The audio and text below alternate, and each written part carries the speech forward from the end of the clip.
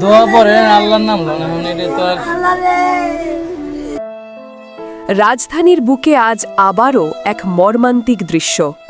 যে metro rail শহরকে গতির প্রতীক করে তুলেছে, সেই রেলের নিচেই থেমে গেল এক তরুণ ব্যক্তির জীবন। দুপুরটা ছিল একেবারেই স্বাভাবিক। সূর্যের আলোয় ব্যস্ত ফার্মগেট, মানুষ হেঁটে যাচ্ছিল, ট্রাফিকের শব্দ, মেট্রো রেলে নিচে ছুটে চলা জীবন। ঠিক তখনই হঠাৎ আকাশ থেকে যেন মৃত্যু ঝরে পড়ল। মেট্রো রেলের একটি ভারী বিয়ারিং প্যাড খুলে সরাসরি আঘাত করে এক পথচারীর মাথায়। কিছু বুঝে ওঠার আগেই মাটিতে লুটিয়ে পড়েন তিনি। নিহিতের নাম আবুল কালাম, বয়স মাত্র ৩৫। শরীয়তপুরের নড়িয়া উপজেলার মানুষ, ঢাকায় রাজমিস্ত্রির কাজ করতেন।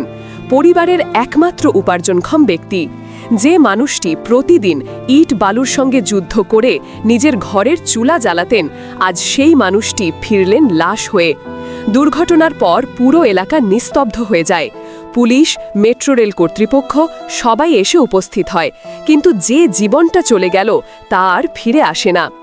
মেট্রো রেল কর্তৃপক্ষ বলেছে এটি একটি দুঃখজনক দুর্ঘটনা।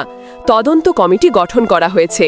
পরিবারকে আর্থিক সহায়তা ও চাকরির আশ্বাসও দেয়া হয়েছে, কিন্তু এই প্রতিশ্রুতিগুলো কোনোভাবেই ফিরিয়ে আনতে পারবে না আবুল কালামের স্ত্রীর স্বামীকে, তার শিশুর বাবাকে। আজকের এই ঘটনায় প্রশ্ন উঠেছে, যে মেট্রো রেল আমাদের গর্বের প্রতীক, তার নিরাপত্তায় কি কোথাও ফাটল রয়ে গেছে? আমরা চাই আর যেন কোনো শ্রমিক, কোনো পথচারী এভাবে প্রাণ না হারায়। নিরাপত্তা শুধু যাত্রীদের জন্য নয়, সেটা সবার জন্য, প্রতিটি নাগরিকের জন্য। আজ ফার্মগেটের রাস্তায় পড়ে থাকা এক নামহীন রক্তের দাগ আমাদের সবাইকে প্রশ্ন করে যাচ্ছে, আমরা আসলে কতটা নিরাপদ? আপনার মতামত জানান কমেন্টে। সকল খবর আপডেট পেতে পেজটি ফলো করুন।